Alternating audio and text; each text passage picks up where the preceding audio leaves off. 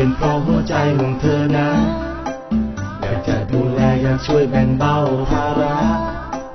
อยากให้ร่างกายเธอสมบูรณ์มีสุขภาพที่แข็งแรงอยากเห็นรอยยิ้มสดใสพลีแย้มบนแก้มเธออยู่กันยังไงกันดานแสนไกลขนาดนี้มันปีลำบากลำบนขนาดไหนทุกอย่างลำเค็ญใครเห็นใจ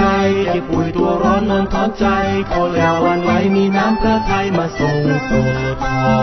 สไม่เหนื่อยไม่ท้อและภูมิใจพอสสุขใจจริงน้อยได้รับใช้ตายเบื้องบาทพระองค์จิตใจมันคงภายใต้ใจลงสะบัดไว้ถึงน้ำพระทัยที่ทรงห่วงใยในสุขทุกข์ตั้งปฏิญาณในหัวใจจะเดินตามรอยนางฟ้าไปมุ่งมั่นทำงานยังตั้งใจถึงที่สุดพอไม่เหนื่อยไม่ท้อได้ภูมิใจพอสุขใจยิ่งน้อยได้รับใช้ใต้เบื้องบาทพระองค์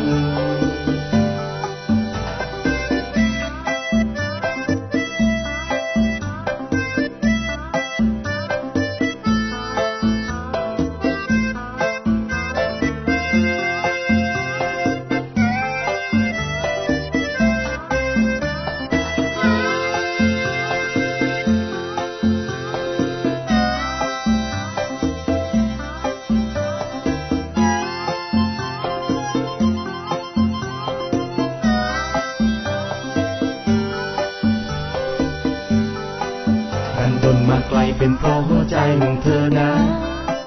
อยากจะดูแลอยากช่วยแบ่งเบาภาระอยากให้ร่างกายเธอสมบูรณ์มีสุขภาพที่แข็งแรงอยากเห็นรอยยิ้มสดใสพลีแย้มบนแก้มเธออยู่กันยังไงกันดานแสนไกลขนาดนี้มานานปีลำบากลำบนขนาดไหนทุกอย่างลำเค็ญใครเห็นใจเจ็บป่วยตัวร้อนนอนท้อใจขอแล้ววันไว้มีน้ำพระทัยมาส่งโปรดทอสไม่เหนื่อยไม่ท้อและภูมิใจพอสุขใจจริงน้อยได้รับใช้ใต้เบื้องบาทพระองค์จิตใจมันคงภายใต้ใจลงสะบัดไว้น้ำพระทัยที่ทรงห่วงใยในสุขทุกข์ตั้งปฏิญาณในหัวใจจะเดินตามรอยนางฟ้าไปมุ่งมั่นทำงานยังตั้งใจถึงที่สุด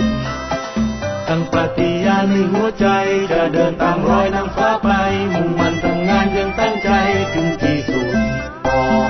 สุขใจยิ่งน้อยได้รับใช้